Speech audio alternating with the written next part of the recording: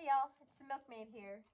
So I thought I'd bring you along for another milking and we could talk about something that is very near and dear to my heart right now. Hopefully I don't get constantly whacked in the face with her tail because, excuse me, a little congestion here. Because she's in a bit of a mood, so she's already whacked me like 5 times and I just started milking. But I wanted to talk about something that's kind of in my life near and dear right now. And something that kind of applies both to preppers and homesteaders. Or even not, like even everybody else. Sneaky is like dying for his milk. Hey, wanna say hi to everybody? Say hello. Hello, YouTube world.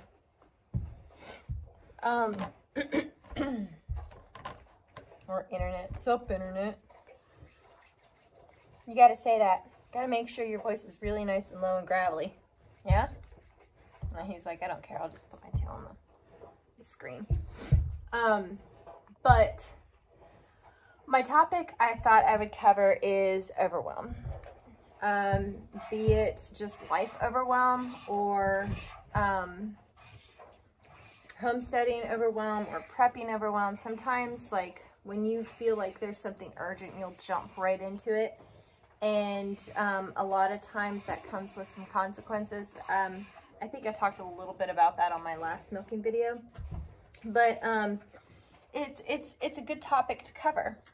And my thought with that is, and you'll have to excuse me, apparently my phone's always wanting to die when I do this. I should actually take the time to prepare and charge my phone before doing this kind of stuff, huh? But I'll give you the reason why I'm sharing this. And the reason being is, right now I'm overwhelmed. I'm not gonna lie. I have the garden, I have the animals, I have, you know, still have to finish unpacking from moving a year ago. I have to organize. I have things that need to be done on the homestead. I have things that need to be done on the house. I have all the projects that I want to keep doing. Like, I haven't made soap in forever. I want to make soap again. I have tinctures I have to do. I have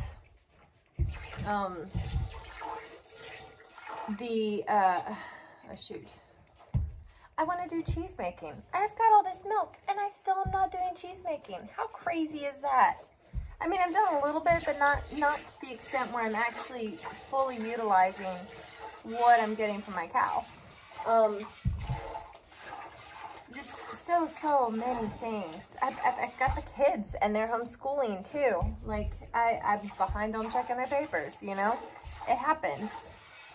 But the overwhelm can get real. And it was really frustrating to me because today I had a couple of girls. I watched their toddler sister, but they're out of school and they wanted to come help. And I haven't actually brought them out just because it's two more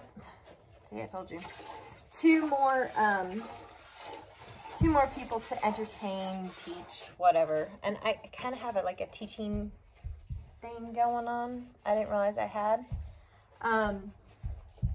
Where, like, I get really excited when I can bring a kid or, you know, or an adult out and talk to them about the things that I've learned because I'm excited about them. And so we had the 3 chickens on death row, right? And they have been on death row for, what, 2 weeks now, maybe? They needed to go. They weren't producing anything. They were just eating and just one more thing to do for feeding and watering and all that fun stuff. So they came out and I was like, oh, hey, you know, I've got these 3 chickens that we need to butcher. Would you guys like to do that? And they jumped all over it. Like, they were really excited about it. They wanted to learn about it. One moment, let me tie her up. I always have to pause. Sorry, y'all. But she tries to pick up all the stuff that she's dropped. And when she does that, she shuffles her feet so much that it really gets to be a bit of a pain while I'm doing this. because I keep having to watch her leg and make sure she's not going to step in the bucket. And even though this is another pig milking, you guys never get like the good clean milkings. But even though like, you know, it's a pig milking, I don't want to dump milk all over the stall. That's no fun. It has happened. I've also tried to snatch it away from her and ended up with a lap full of milk. Not fun. So getting back to the girls. So they came out, and I was really proud of my daughter, honestly, because she explained the whole process to the kids. Now, when it came to doing the actual deed, before we actually plucked and everything, one of the daughters was gung-ho, she wanted to do it. And I told her, I was like, look, why don't you just wait for a second? You watch me do the first chicken, because we have 3 chickens that needed to go. You let me do the first chicken and see what you think about it. And then you can decide whether that's something you're comfortable doing or not. You need to kind of see it before it happens. Makes me think about all the the internet trolls with their big words and everybody saying they're going to be able to do this, that, or the other, but they've never actually been in that situation. Really makes you think maybe you need to do what you... Oh, I don't even know where I'm going with there. Let's just skip that. So she watched the first chicken and she was like, oh no, I'm not comfortable with that. I'm like, okay, that's understandable. That's why I wanted you to watch it first. I mean, it's a big deal having to take the life of another creature. And you know, that shouldn't be touched lightly. And if that's something you're uncomfortable doing, then obviously don't do it. You can stand back and learn from a distance. That's fine.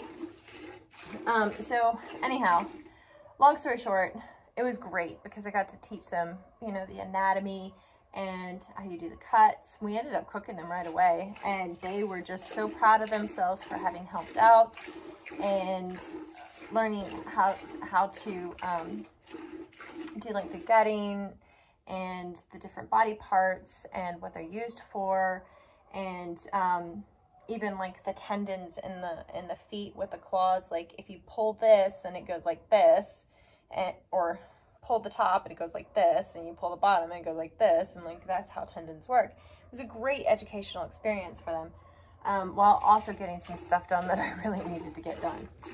Which brings me back to my original point, the overwhelm. So that needed to get done. The garden needed to get done. They came out with me and helped me pick snow peas, and sat with me while I was weeding a little bit. It was just so dang hot, I couldn't stay out very late. But when I walked up into the garden, I was so frustrated because I had big plans for this garden, y'all. If you've seen my earlier videos on the garden, you would see that I had all these nice rows, and I was going to put horse manure, and then the hay, triple, quadruple, infinity checked to make sure that there was no herbicide use on the manure hay, or in it, or anything that they ate, to make sure that it wouldn't ruin my garden. But unfortunately, I have been so dang busy that I have not gotten everything done for my summer garden like I had hoped. I mean, I don't even have my tomatoes trellised yet, guys, and I'm seeing other people with big old tomatoes, and I'm so jealous. I mean, not in a mean way, but just, you know, like, dang it, like, how is it that I can't get everything done? And that overwhelm, it really can hit you hard, and it can really pop your bubble. And I've noticed when I hit overwhelm, you know what I do? I escape. I take a little escape. And recently, I mean, even though I learned from everything on YouTube, man, she is not in the mood right now. Okay, if you ever see her flip her tail up and kind of like set it up on her back there for a second, that's her being sassy. Like, she does a little stretch, but it's a signal of like, ugh, are you done yet? But getting back to my point, squirrel. I have lots of squirrels, y'all. I really do. But you're trying to rush around and you're doing all these things and everything is just kind of half done, and you know, you're feeling this urge to get all this stuff done, but at the same time it can be overwhelming and you want to just retreat for a second. So I do, and a lot of times what I do is I'll retreat into something like a community like YouTube. I used to retreat into like watching like TV shows and stuff like that. That was a monumental waste of time, although I did love The Walking Dead. But that gets tricky because then you come out of that little retreat and you look at everything else that you've now ignored even further, and you then beat yourself up even more, and then you want to retreat even more. It's a very bad cycle, and I feel like that's a cycle I have to break, because these things need to get done. All of the stuff on my list that will never, ever, ever end does need to get done. And I need to find a balance there, because it's not good to have all work and no play, but it's also not good to have all play and no work, or to, you know, use escapism as a way to cope with the stress in your life. And, you know, and not only that, I have a lot of people, I say people, it's like, I call my animals my people. I have my people, and then I have my other people, which are these guys. And they deserve my very best. And then I have the garden, which is a way of providing for my people, all the peoples. And, you know, it can be very frustrating when, say, I walk into my garden with the girls to show them how to pick snow peas and to weed. They already knew how to weed, but, you know, just to let them do something because they were with me all day. And to see how the weeds have grown, the things I haven't planted, the stuff that failed. Like I said, I hadn't walked up there in like a week. It was really bad, but I was just jumping from fire to fire, putting it out. And I've taken on a lot. I always do that. I still don't regret it, but I feel like it really does lower my quality of work for the quantity of work. And that can be hard to deal with. So I've had to think about it a little bit and realize that I need to prioritize a bit better. As much as I love the community aspect and the escape of like the prepping community on YouTube, I also realize that, you know, it does take away some time that I can be doing things actively. It doesn't mean I have to walk away from it entirely, but it does mean that I have to pick and choose. I need to realize that everybody's not going to have their feelings hurt if I don't watch every single one of their videos and like and comment on it to help them out. I can have more time doing that in the winter, I'm sure, than I can right now. Same with like content. I'm not even sure I want to stay a YouTuber, like a content creator. I like it, but at the same time, it's a little scary putting your face out there. And doing that. It's not that I'm necessarily scared, but I just don't like drawing attention, if that makes sense. It just feels weird. I love peopling with people who are like my tribe, but at the same time, that's not all who can, it's not just them who can see this, you know? There's some real interesting individuals out there in the world. People that I'd rather not attract, what would be the word? Gain the attention of.